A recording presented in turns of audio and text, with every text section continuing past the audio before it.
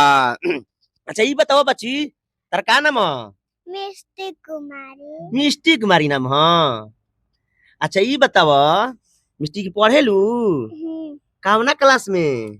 आंगनबाड़ी में। आंगनबाड़ी में पढ़ेलू। तहरा पके हुता के तो तकलीफ हो खेला। चुनु मुनु दे दो भाई, एक रसगुल्ला में हो गया।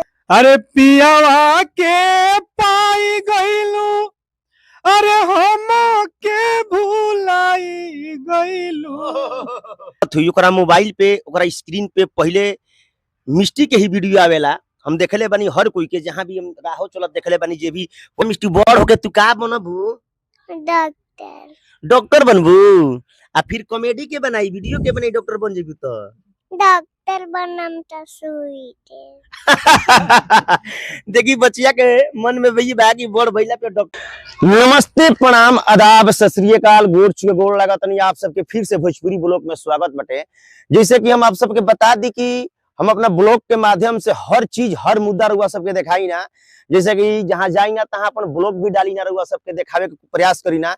चुनावी मुद्दा पे जो भी चुनाव के माहौल रहा उ सब भी रुआ सबके दिखैले बानी। लेकिन आज देखिए एगो बहुत अपना ब्लॉग में यूनिक चीज लेके आइल बानी, और वह सबके हम बता दी कि हम आइल बानी मिष्टी, यानी मिष्टी के नाम हो कि रुआ सब जे भी मोबाइल खोलत हुई ओकरा मोबाइल पे वही लड़की के वीडियो सिर्फ पहले ही आवत हुई, उहे मिष्टी के यहाँ हम आइल बानी, मिष्टी के घरे आइल बानी। हम चल के रुआ सबके सोचनी है कि मिष्टी के परिचय रुआ सबसे कराई जा, आ मिष्टी के बारे में रुआ सबके बताई जा कि मिष्टी के घर द्वार कैसन बाटे, आ मिष्टी कैसे बोलेली, आ मिष्टी के मतलब गाइडलाइन करला, मिष्टी के सिखावेला। आई रुआ सब भोजपुरी ब्लॉग में जुड़ा रही, आ रुआ के हम आके हम मिष्टी से मिष्टी कहाँ बैठल बाड़ी आ का। यही से सोनू के भी मन में चेष्टा जागे लगल कि अपना बच्चिया के साथ कुछ वीडियो पोस्ट करी।